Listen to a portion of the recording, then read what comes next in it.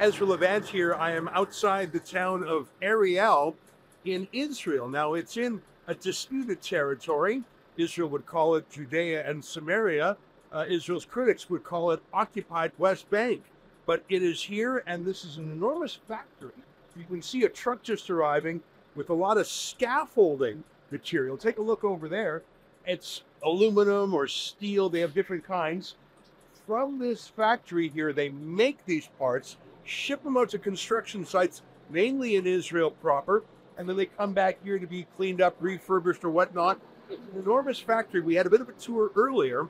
And why would we come all the way to Israel to see a scaffolding factory? And they're sort of cool, but is that really worth traveling thousands of miles? Well, the answer is yes, because there's an interesting story here. It's about 150 men who work in this factory, very busy. It's an industrious place. 100 of them are Palestinian and 50 are Israeli, but they work together in harmony. Now, that's important because this is a factory in a community where there are Israeli towns and Arab towns, and to work together harmoniously is a success story. And of course, no good deed goes unpunished. There are forces in the West, in the United States, in Canada, in Europe, that do not want the success of a peaceful, harmonious coexistence like this factory. Now, this factory is sort of immune to political pressure because all of its customers are in Israel.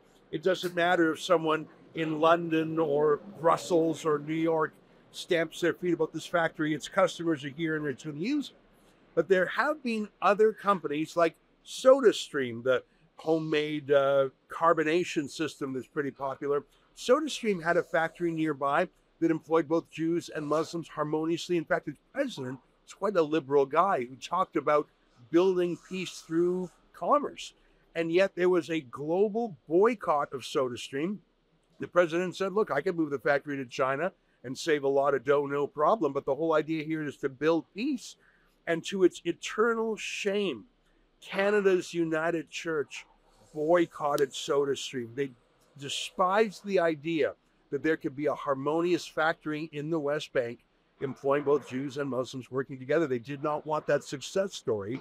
And so, regrettably, a few years back, SodaStream did leave. SodaStream is still operating, but those Muslims no longer have work.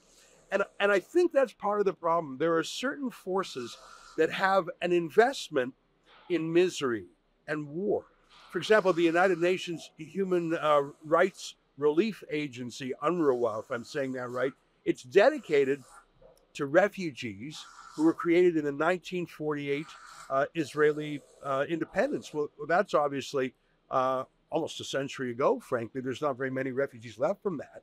And yet that UN agency continues on, and they're calling the children and grandchildren of refugees still.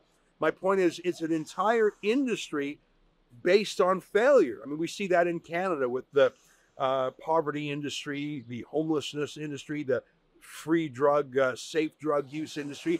They don't actually want people to solve the problem. They don't want East Hastings Street in Vancouver to be cleaned up. They don't want homelessness to be fixed because then they'd be out of a job.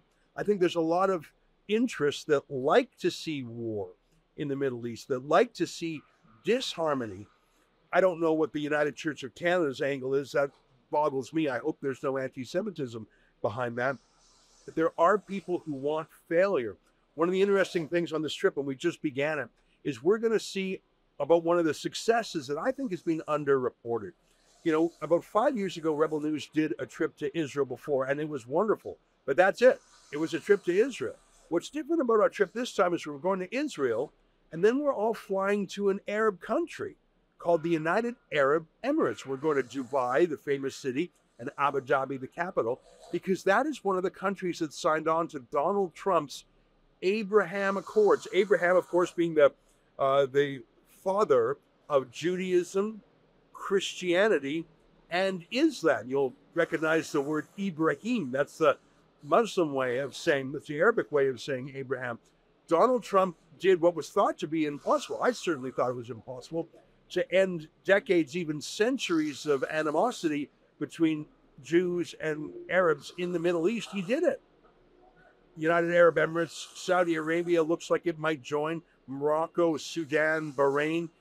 Donald Trump actually, through the art of the deal, made it happen. I tell you this, if Donald Trump were a Democrat, or frankly anyone else in the world, he would have gotten the Nobel Prize for it, and the Abraham Accords would be something celebrated all the time. To the contrary, Joe Biden and the rest of the Democrats denounce, or at least do not support, the Abraham Accords or its expansion. They can't quite come out and denounce it. That would be too insane. But my point is, it is a fact on the ground in Israel that in some hopeful outposts like this V. Gold scaffolding company, there is harmony between Jews and the Arabs. And we're going to go to the United Arab Emirates and see if it's a fact on the ground over there too. So anyways, we'll have more reports along the way. I just thought I'd give you a quick update because I thought it was interesting where we were. We met with workers and managers from different backgrounds, and it was really quite a beautiful story, one that you'll never see in the mainstream media. I think it would never happen that regime media like the CBC or CNN would do a success story on Jews and Muslims. For all our reports on this trip, go to rebelnewsisrael.com.